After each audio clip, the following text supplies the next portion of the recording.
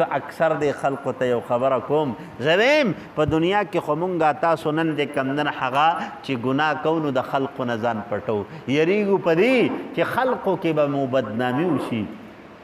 خلقو کې به مو بېعزتي وشي نو زویم چې کله د قیامت پرس تمام انسانان ولاړي مور او پلار به دې ولاړي حضرت آدم علیه السلام نه واخله تر حضور علیه السلام پورې تمام پیغمبران به ولاړي تمام انسانان چې ولاړي او د ته یو جرم یو ګناه در تشماري چې ګوره بنده تا دا کار کړی دی ته ول وګوره ته دې تا دا کار کړی دی دا دې ولې کړی دی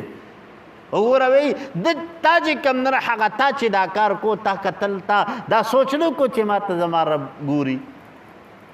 دغه به ګورې لویه بدنامي بیا ښه دغه به لویه رسوایي نو ګورې ځان سره سوچ دا کوي چې کله را سره الله حساب کتاب کوي که نه نو په دغه قرض به تمام اتل زر عالمه به ولاړي ښه او ما سره به حساب کتاب کوي ښه